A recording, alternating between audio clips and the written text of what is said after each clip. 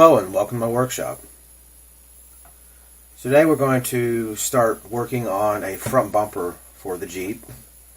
I'm starting with this steel square tubing, and I've already marked out some of the spots I need to make some cuts, but there may be a few more to complete this up. So it's going to sit in this general vicinity. Sit pretty high. It's going to probably be sitting on top of the rails, so I'll have to figure out what I want to do with these. Whether I want to, cut these back at an angle and put a plate on them just to kind of give it, hide them a little bit, or add something to the bumper to hide that. The ideal bumper would be one that looks almost like a stock bumper. Those are very hard to make. They're the way they're set up, the easier ones to make are the aftermarket looking ones. But I want to do my best. So what I have so far is to remove all of the sections that are in black. And what that'll be is we'll remove this section, that'll be the back. And then I'll remove it just a little bit off the bottom, which will make the bottom a little bit shorter than the top. I have some lines drawn on here. Well, I'll make some relief cuts. So after I move this section in the back, I'll make a relief cut here and a relief cut here, and bend this bumper in the middle, which will put a crease right here in the center and give it kind of a sweeping back look either way. And then after that, I'll make the relief cuts on these lines here at the end, and leaving this portion here, and then hopefully I may have to make a few more cuts. We'll see how that goes, but the idea is that we'll make the relief cuts top and bottom, and then heat this up, or possibly just bend it over with a hammer to collapse those relief cuts back down, which will then give hopefully a nice little curve here on the end. And then I'll start thinking about how I want to shape the bumper. Obviously this will bring back, and then I'll have to cut this back off again, but possibly cap the end. It's hard to tell exactly what it's going to be like, but that's the general idea. So let's get started with that.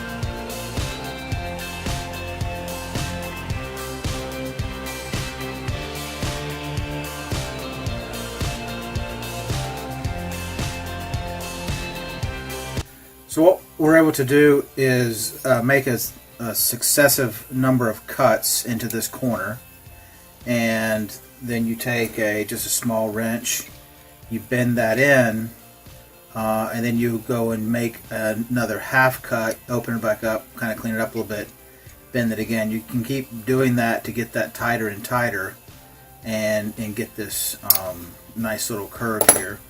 We'll still have to go back to a belt sander and run this on a belt sander to get that nice and contour, because it is, I hit it with a grinder a little bit and you can see that in the middle it's not touching. So if you just take it on a belt sander, run it like that, it'll get nice and smooth, and we can start sanding this thing down to a much nicer profile. So I'll have to finish up the other side and then just do a little bit of cleanup work on cutting up the edge. Probably just taper this off straight across right here, and maybe taper the front down just a bit, just to kind of angle it forward. And that'll pretty much be the bumper. It's going to be nice and simple, but it's going to give that factory kind of look. So I was able to finish up all of the solder joints, get both ends bent. As mentioned before, I put this on a belt grinder and got the front smoothed out, and it does have a little bit of a roll between corners, I think the way they make this. So I got this flat, got the bottom flat, got everything in good shape. You can see the discolored, or the different color I should say, of where the silver solder is. So there's a piece here where I cut and crimped it in the middle, several cuts along each end, on top and bottom, silver solder back in, grind it flat, and once you get some paint on this, it'll look pretty much good to go. Now, I took a stock SCX10 rails I had laying around, just threw the skid plate in and a brace just to get the dimensions correct, and then I just made two little tabs here that are bolted to the end, and those tabs have cutouts so that you can it just catches on the inside. You can see just a little bit there. So I've got this positioned, and I'm going to use this as my solder jig. So I just got a couple double checks to make sure that the bumper is true, and everything is lined up and square. But I think it's looking pretty good. And I'll put some flux on here and silver solder this in, probably top and bottom. I get that. Once I get that soldered in, I'll come back and I'll cut this off at an angle, and then just grind this down and get this all ready to be painted. And as you can see, it'll just bolt onto the front of a SCX10 chassis, which is what I'm using on the Jeep. And all you have to do is drill this second hole out to 1/8 inch, so to take the M3 screw through there.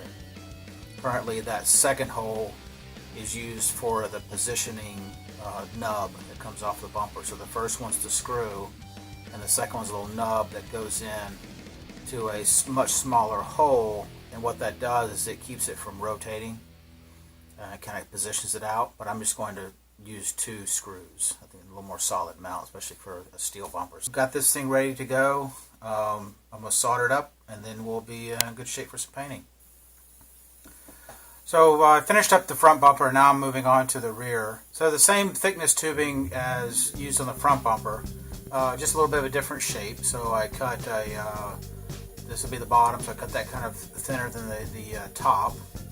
And I've done the same process where I've made a successive amount of notches with the saw, and I'll take and bend those in, and then recut the tightest part, and then bend it in again. That'll give us a nice swooping corner here, and then will go up into the bumper like this. So as I was able to get the front and rear bumpers complete, and I have a layer of the Molotov chrome paint airbrushed onto the bumper. I'm not quite positive how long that will last, but it looks good for now. And if the goal is that sometime in the future these bumpers actually chromed. But the nice thing is it's got a very nice smooth radius, You know, it's got the look, the kind of look of a stock bumper. Not exactly, but it's about as close as I could get. To the front has a peak right in the center, and it's tapered back on either side, and it flares back, and nice big beefy bumper. So all in all, very happy with how this has turned out, and getting very close to having this truck completed. So much looking forward to that, and we're long going to be scooting down the trail, so very exciting times. Hope you've enjoyed this. If you haven't subscribed already, please subscribe. You know, a like and a share is always good. It helps out a lot, and we'll see you on the rocks.